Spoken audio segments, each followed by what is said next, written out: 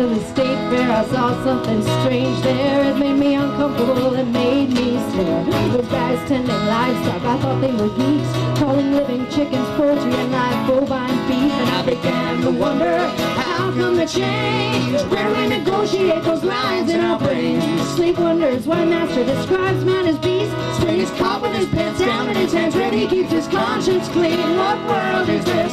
What world is this? It's a shame we haven't learned from our embarrassments. What world is this? What world is this? It's so selfish to allow this suffering to exist.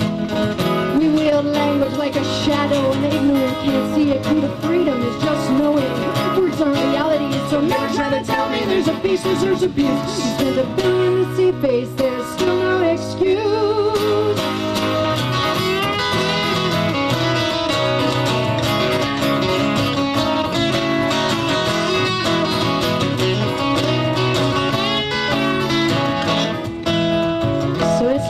The man says, I'm gonna make it, someone's gonna work for me. I'll create a piss-on working class, I'll call it opportunity.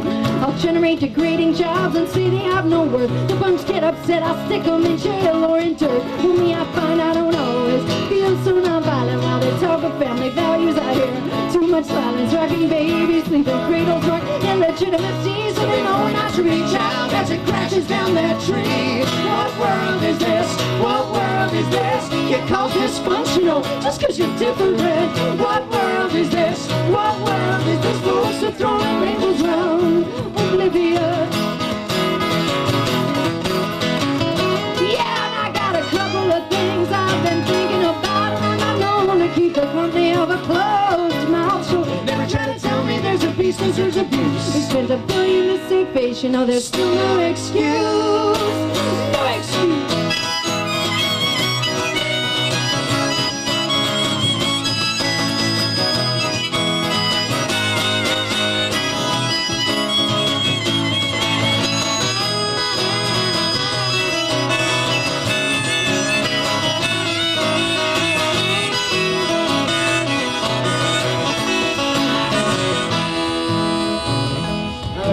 Give me a month alone in the woods, yeah, I know I'd benefit, but fear always stops me. There's just nowhere safe to try it, cause I've seen how you treat her when the lady's eyes fail to determine good from bad men on a dark hillside. And it's only me, and I'm a woman in your community. I think you would just call me tempting. You can call him anything. It's great you like sex guys, but why insist? Now your girlfriend's daughters, wives and moms must walk amongst strangers. What world is this? What world is this? How are we supposed to tell?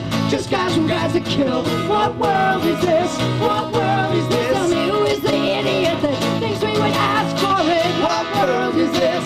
What world is this? What world is this? What world is this? What world is this? What world is this? What world is this? What world is this?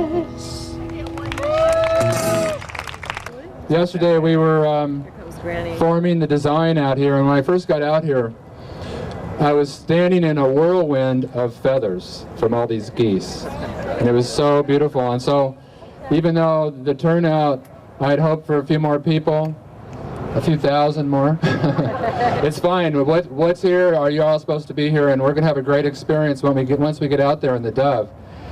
And what we do have is we have enough to do the outline of the Dove. And initially I'd hoped we'd have enough to do the whole interior of it, but you know, that's a lot to hope for. And it's really a good metaphor for our time, because what we lack is critical mass, the paradigm to create the big change that we all long for. We lack that critical mass. And so we kind of picture what it looks like. We can see the outline of it. We can imagine it in our brains and in our dreams, but we don't have the numbers. And so I sort of anticipated that with this event, and that's why we at least have the clothes. We don't have the bodies, but we have the clothes from Salvation Army and Goodwill, and without them, we would not be able to do this. We have a beautiful rose out there that was created by Sarah and Allison, and let's give them a big hand because it's really beautiful.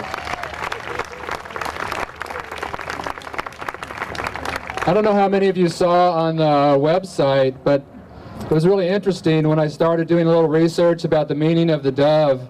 I discovered You know, here we are in the middle of the Columbia River Basin, and I discovered that the word Columbia literally means of the dove. Isn't that amazing? I never knew that. And so it is the perfect place to do the very first dove in. And I do a lot of events similar to this in elementary schools when I have a captive audience to work with. And it's a lot easier in a way because I know exactly how many numbers, and I can tell ahead of time exactly what colors are going to be what and where they're going to go. This is like spontaneous down to the last minute, but that's what makes it kind of a performance art piece. And so you guys are going to be the performers along with the music that's going to be happening at the same time. It's going to be a beautiful thing. So we're talking about, you know, trying to figure out how to change the paradigm, how to crack the paradigm. And, you know, in the 60s, we felt that energy, those of us that were around then. And I felt it really strong this last winter when millions turned out all over the world in greater numbers than we'd ever seen before, showing up, demonstrating for peace. Huge, huge numbers. And then we went to war really quick, and then those numbers kind of disappeared. So this was an attempt to sort of coalesce that energy back, and it may seem like a small amount here, but this picture will get out in interesting ways and have a story of its own. And I like to think of doing an event like this as an invitation, a giveaway to the great mystery, as an invitation to invite peace in our relationship with the earth and with all beings, to descend and really take hold on this planet. That's the invitation of doing this. It's a great big giveaway, and that's what we're all a part of. So give yourself a hand for that.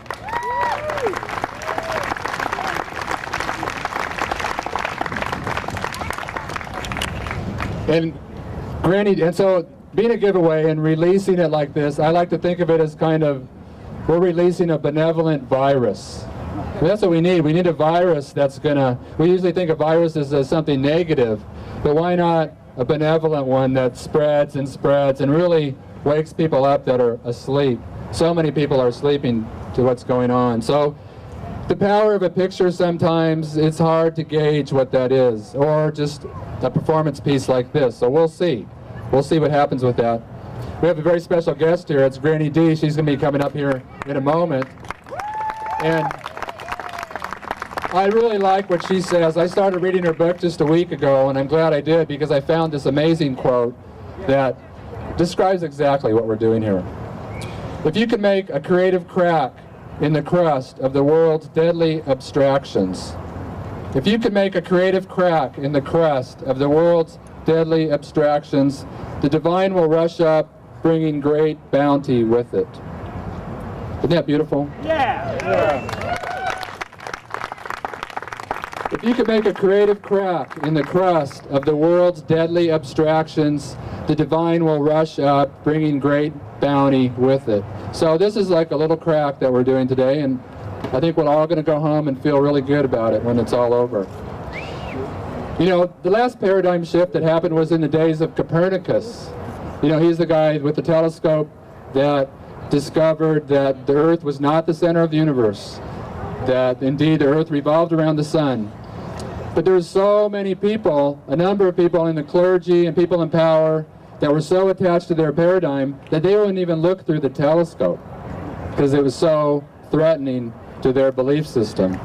And it's a lot like that today with corporate power and George Bush and whatnot, is that they refuse to see that everything is interconnected and that we have to take care of each other and the planet with respect, or if we're going to have any hope of surviving as a species. That's too threatening for them to look at, so they just stay away from that telescope. But eventually, like it did in the time of Copernicus, the power of the truth is such a strong river that eventually it just comes forth. And so I hope that we're alive in that time. It can take 100 years or so for a paradigm to shift, but I think we're in the midst of it.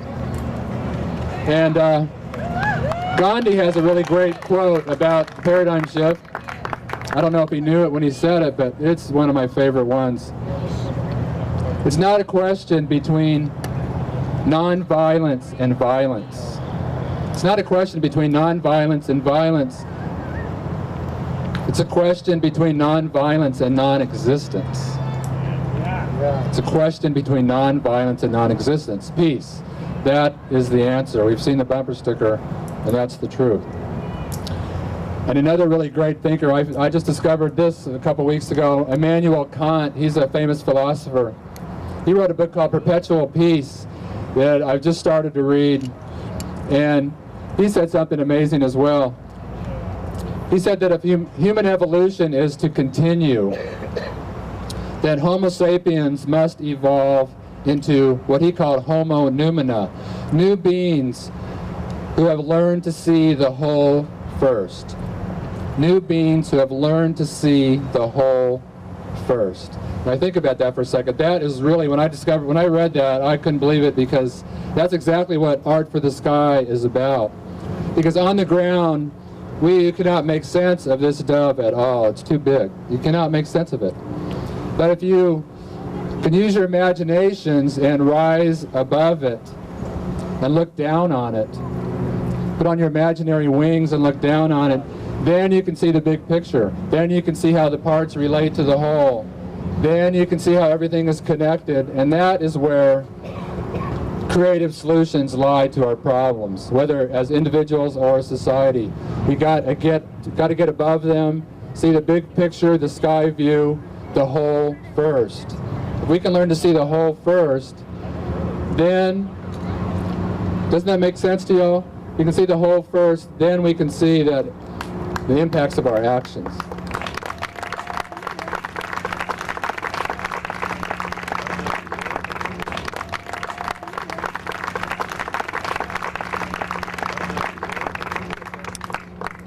So this art form, Art for the Sky, it dates all the way back 2,000 years ago to the Nazca lines in Peru.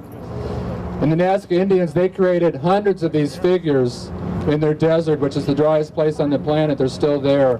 Hundreds of shapes and figures much bigger than this that only make sense from the sky. And science, it confounds science. You know, science likes to think it can figure everything out, and scientists get upset when they can't, but they have not figured out what those lines, what those figures are about. They don't know. And so I'm kind of thinking, well, maybe they were onto something about seeing the whole first. Maybe it was a reminder about that. Maybe they knew how to tap into the 90% of their brains that we don't use and fly in their dreams or their imaginations at will. A lot of us have flying dreams, so we know it's possible. Well, I like to think that they really knew how to do that. And then there's the crop circles. They only make sense from the sky as well. And maybe the Earth, wherever they come from, maybe we're trying to be taught the importance of seeing the whole first, the big picture first. We all know about the 7 generations concept. You know, every decision that we make, we should think about how it's going to impact the 7th generation. It's kind of like that, seeing the whole first, except it's in the moment. It's kind of taking the 7 generations view and applying it vertically so we can see it in every moment. And I really think that's the key, somehow, if we can teach that. And so I do these residencies in elementary schools, about 1 a month. If there's any teachers out there and they want to talk to me about bringing it to their school, they can see me afterwards. And I teach them about, you know, this metaphor of things don't make sense on the ground from the oblique level, that we have to get up and look down on them. You know, we've heard the line, we've learned everything we need to know in kindergarten.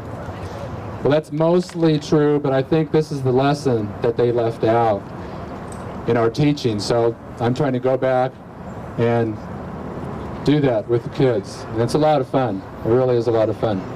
Probably the elder of the peace movement, Miss Doris Haddock, Granny D, had walked 10 miles a day for 14 months, 3,200 miles across the country when she was 90 years old. Is that unbelievable or what?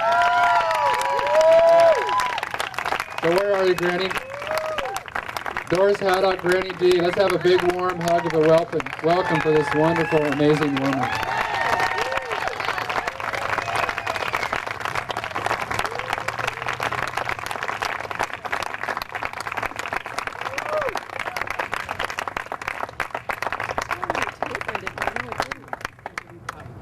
Thank you very much. Is this on? Yeah. Can you hear me? Yeah. Over there? Yeah. Very good. First, I want to say thank you to the Columbia River Fellowship for Peace and for Mr. Dancer, for Daniel Dancer, for having us all here. I think it's wonderful what they have done. And I want to thank Kathy Fitzpatrick and Greg Steers, who have taken care of me for the last 3 days. I'm pretty old now, I'm 93, and I need a lot of care. And I want to thank Alina and Kevin Smith, who are here today, and who also sheltered me and fed me. I didn't do that walk alone, you know. I had thousands of people that were helping me. I walked as a pilgrim, walking until given shelter, fasting until given food, and I never went without a bed, and I never went without a meal. People in this country are good and kind, and they're all disturbed and wondering what is going to happen next. God bless you, Oregonians, for your stamina, for your never say die attitude. Those of you who are familiar with the Alliance for Democracy under which I work, know that you are trying a third time to become the 5th state who has public funding.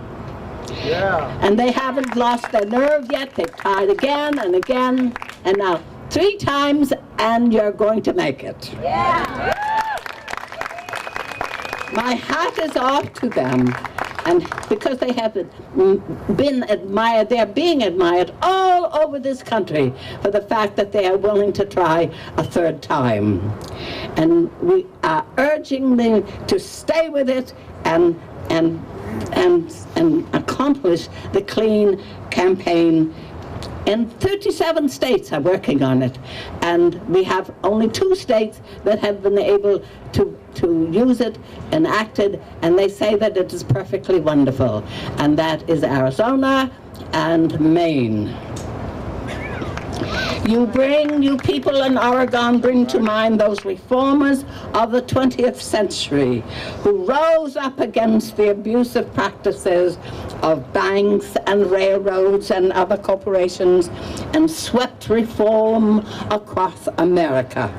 Farmers and small business people organized because their livelihoods were at stake as they are now. What happened as a result of that uprising, in a nutshell, was that the powers of government were expanded to keep the powers of the corporation in check, to keep corporations from overwhelming our human values and our ability to provide good lives for our families as free people. What Teddy Roosevelt began with the trust busting, Franklin Delano Roosevelt continued with a wide range of government programs meant to balance the harm done to people by a harsh industrial culture.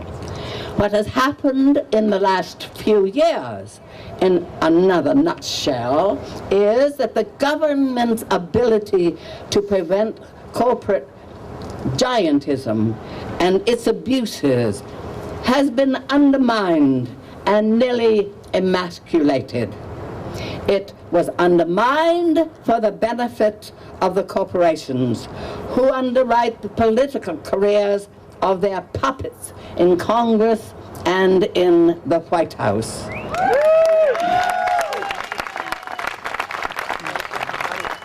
Democratic and Republican White House and in the state houses. What the corporations got for their money was deregulation. And what we got for our taxes, well, we got screwed. The crisis this time around is much more dangerous, for it is our ability and the planet's ability if we survive at all.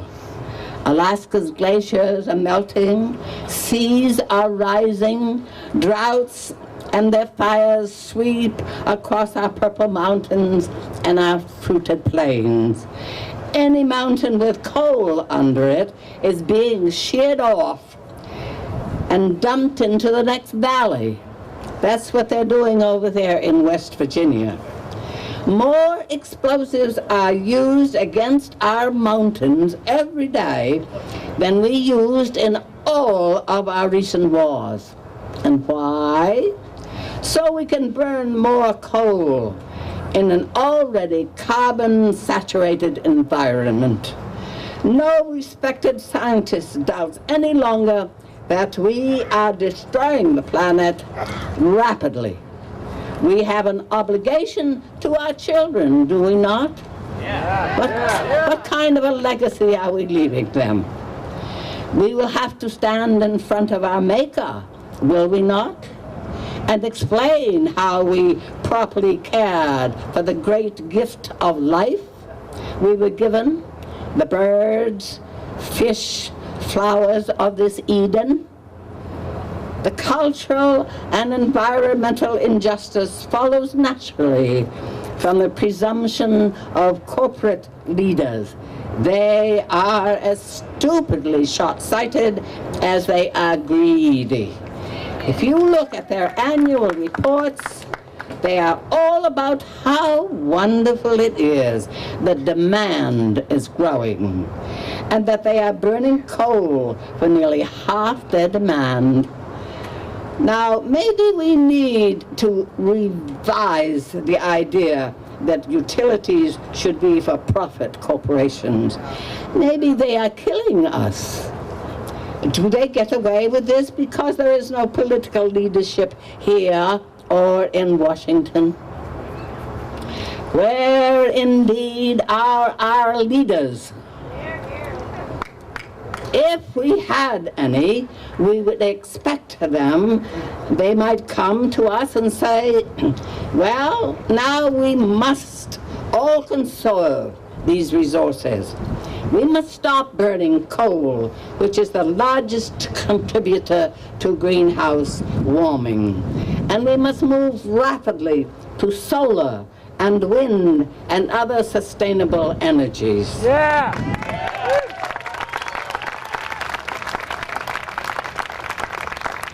We must make better cars and design cities that people can move around in without trashing the planet.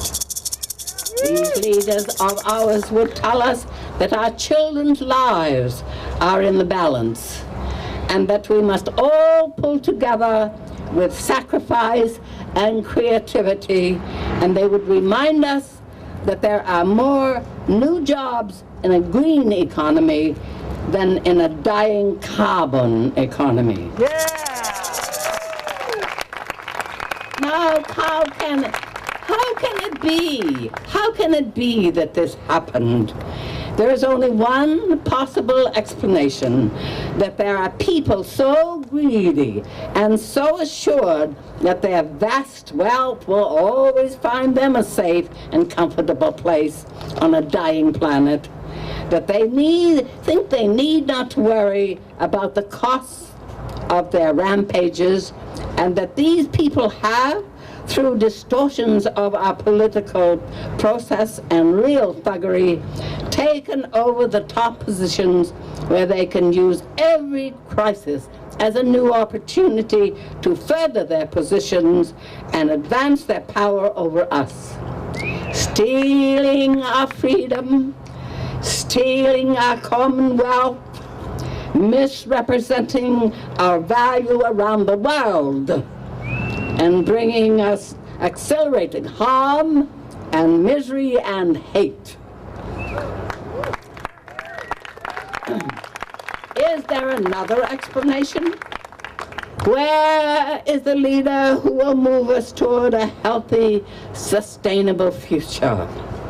Where is the leader who will defend the health and extent of our middle class, which is the necessary foundation of our democracy? Where is the leader who will say, dear people, our democracy rests on the solid ground of a strong middle class, and so we must find ways to eliminate the financial exploitation of our families. We must help them to rise and not cause them to fall. Surely the leaders who represent our values and our interests would say this and would care about this. They would point to the big box retail stores that destroy all the family businesses throughout a region, turning the people into greeters. And they would tell us the money you save at these stores is destroying your lives. Don't be bribed into destroying your towns and your fast receding middle class.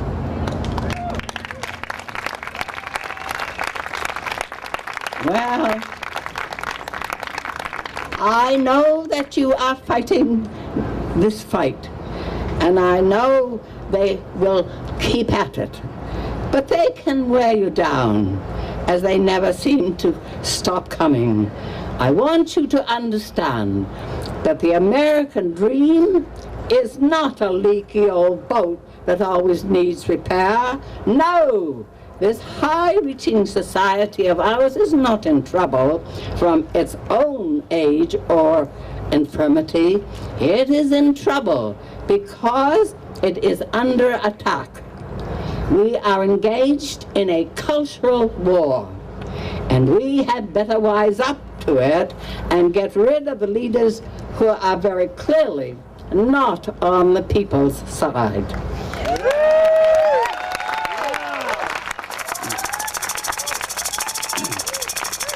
The corporate elites who have declared war on us give us no quarter. They will shut down the factories we need without blinking. They will refuse us the medical care we need without blinking. They will burn coal when the sun is all around us. They will push for growth when they should be pushing for conservation. They will finance the careers of politicians who will make nice speeches to us before they are elected, but will participate in our destruction without blinking. Dear friends, we have our families to save. We have our planet to save. We have our water and our air and all the creatures of nature, including ourselves and our friends, to protect. What a great and glorious fight we are in. But let us know that we are in it. We did not declare this war against the corporations and their wealthy elite, but they have declared it against us. Let us go for victory. Let us limit the size of these beasts, limit their political participation, limit their ability to ruin our family businesses and send our needed jobs overseas. They are like dictatorships, like kings, as if they owned us, not only to their own employees, but to all of us. They are a hazard to us, and they must go.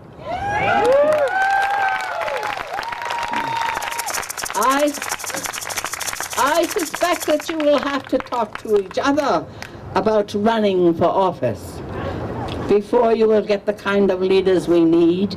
So do it. Work for your friends who are indeed running for office. Some of them are in this very group today. And this is your opportunity to do something that matters. Tell them you will help them. I know it's hard sometimes.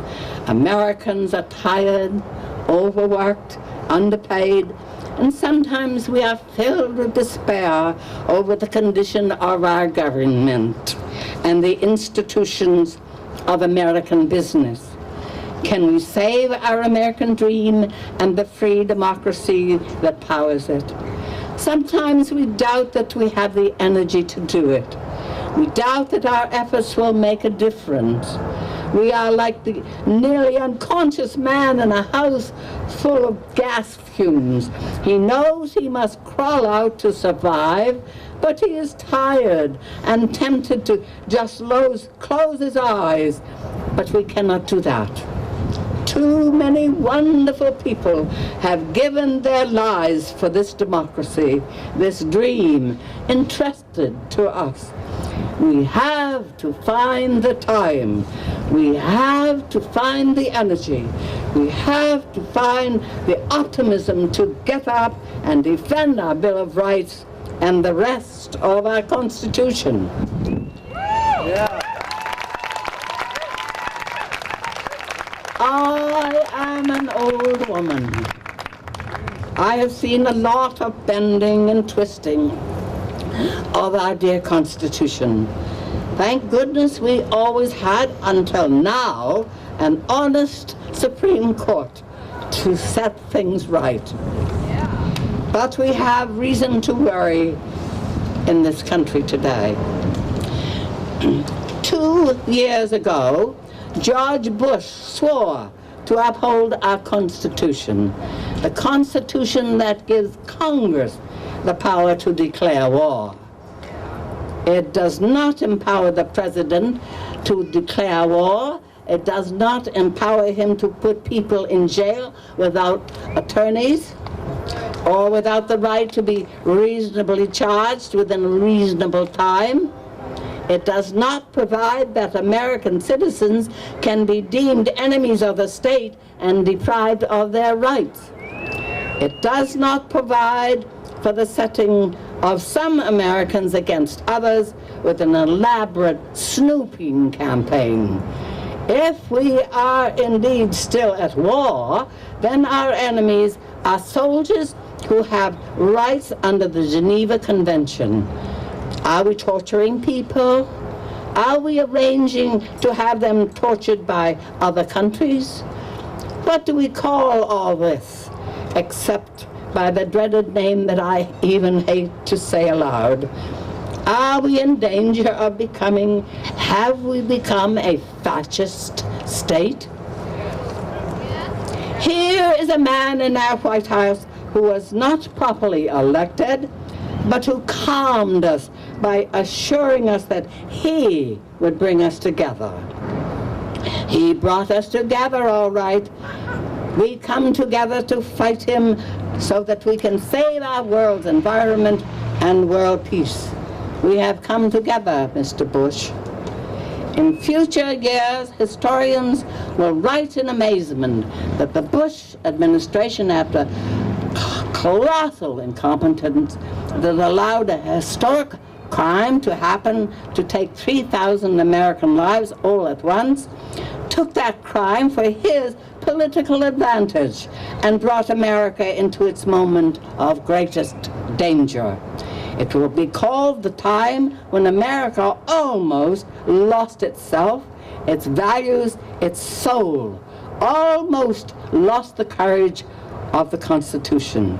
The Constitution that is indeed the first wonder of the civilized world, if we can keep it. I'm not afraid to die for my freedom, Mr. Bush. Don't make me safe from terrorists at the expense of my freedom. I gladly accept risks for my freedom. I have the courage of my Constitution because I owe a debt of courage to all who gave their lives for my freedom. I fear you, Mr. Bush, and not Osama. You are the threat to America and to its Constitution. And as one citizen, I ask you to resign for the good of a great nation.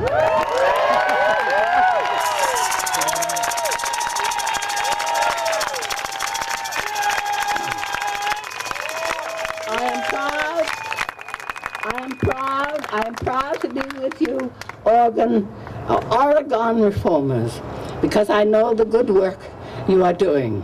I ask that you let your energies rise Join with others around the nation and around the world in a new progressive wave to save our democracy and our planet while there is yet a chance. Be brave, be bold, fight like hell for your values and our common dream of brotherhood and sisterhood on this our garden earth. Thank you. My people have no shame for what they've done. My people have no shame for what they've done. My people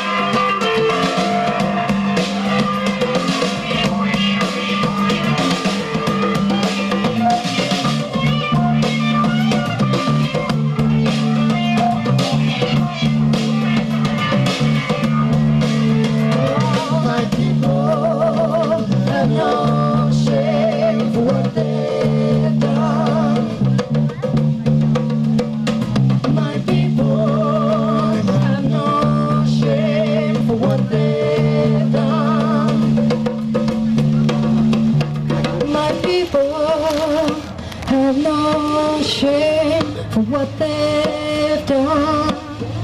Forgive them, forgive them. When your foot on the line, you want to be standing to the inside of the line. So as we fill in, just pick a spot that it looks like not everybody else is going to, and maybe go ahead and hold hands with the people on the side of you so that we can space out evenly. I'm just talking to the blacks right now. So hold hands like this, and maybe we'll be about 4 feet apart. So if you can feed your way in without stepping on any of the detail areas, we can go ahead and do it now. Wait, just hang out. That's cool.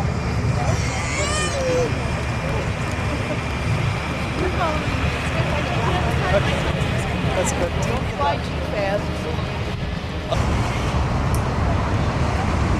Let's help praise Daniel up into the air. Daniel levitating. Daniel's levitating up. Up and away. Give him a big hand.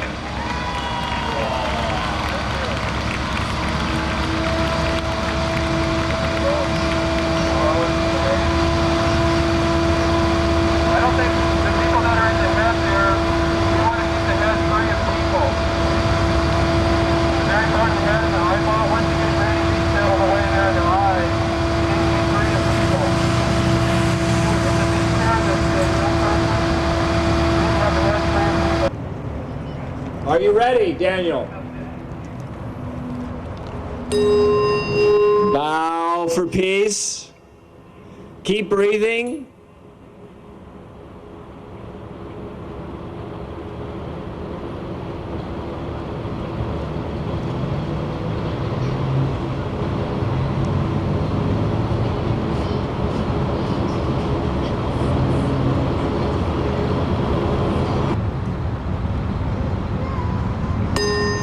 Come back up, take a break. Take a great breath. Stretch out your wings a little bit. You are so beautiful. You cannot believe how beautiful this is. The only thing I see that needs to be changed is Nick, my son, with Granny and an eyeball. It's just a little bit too big, so we need to put Nick like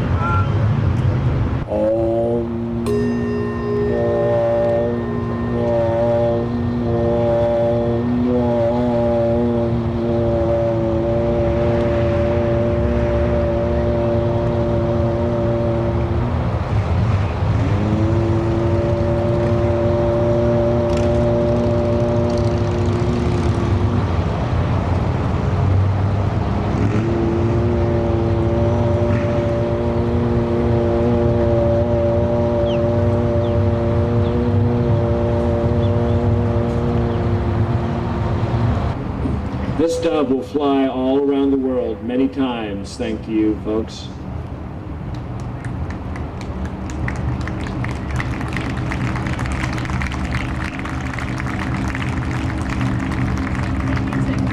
two more homes, Bob, and then we'll have it. Okay, We can start the music. we're going to go down again. Do you want to take some more pictures, Daniel?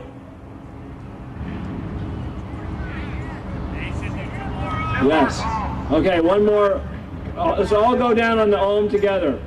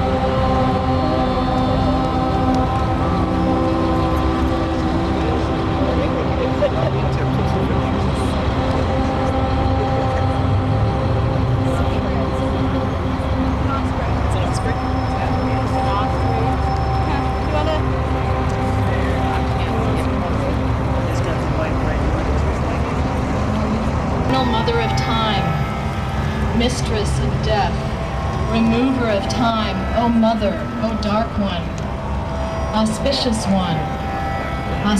mother, life-giving, life-affirming, celebratory mother. Oh, Mata Kali, Kali Durga Ma.